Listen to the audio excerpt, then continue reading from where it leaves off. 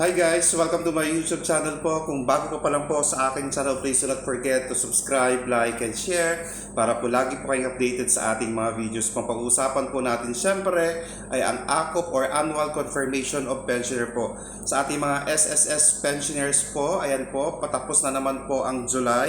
Sa mga hindi pa po nakapag-comply ng kanilang Annual Confirmation of Pensioner, please lang po mag-comply po kayo dahil again, paulit-ulit ko pong sinasabi ito, masususpend po ang inyong monthly pension dahil may mga lumapit po sa akin, kinausap po nila ako regarding sa suspension ng kanilang SSS monthly pension at lumabas po na hindi po sila nag-comply ng kanilang annual confirmation of pensioner po. Sa ating mga sino-sino po ba ang mga dapat mag-akop? Ito po yung parating tanong sa akin. Una po, mga retiree pensioners po natin na may edad na 80 years old and above. Kung kayo po ay 60 at nagpe-pension na po, hindi pa po kayo kasali dito. Okay, sa ating mga retiree pensioners po na nasa abroad, para po ma-verify ni SSS na buhay pa po ang ating mga SSS pensioners po natin.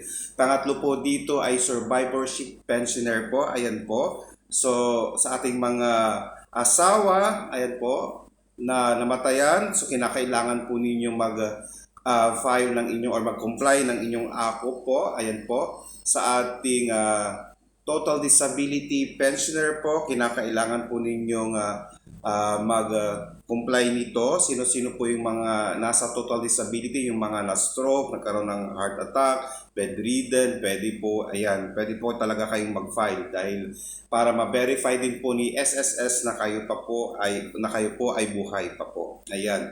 Ngayon, ang ating panglima dito ay syempre ang ating mga dependents pensioner po. Okay? Mga anak po ng mga deceased parent po natin na qualified po para sa dependents pensioner po. Ayan.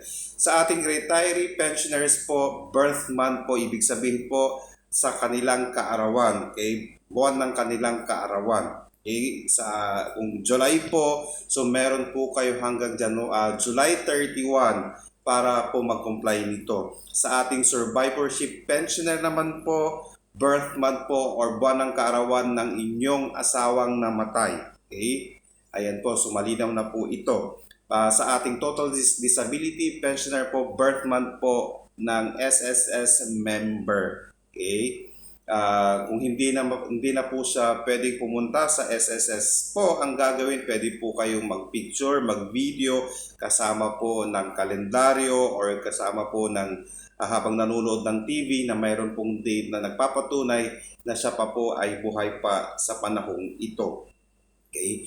Pang-apat po dito ay pang-apat po dito ay dependents pensioner o pang-lima po dito ay dependents pensioner po. Okay? Birth month po or buwan ng kaarawan ng inyong deceased parent po. Okay? Birth month po ng inyong deceased parent. Okay? So, kinakailangan po ninyong mag-comply. Ngayon, siguraduhin po ninyo kung kayo po ay survivorship pensioner po, dapat meron din po kayong SSS number dahil hinihingi na rin ni SSS na ang ating mga pensioner na ito ay meron din po silang SSS number. So, kinakailangan po ninyong magkaroon ng SSS number kung wala po kayong existing SS number. Sana po nakatulong po ako. Please do not forget to subscribe, like, and share para po lagi po kayong updated sa ating mga videos. Maraming salamat po and stay safe. Bye-bye!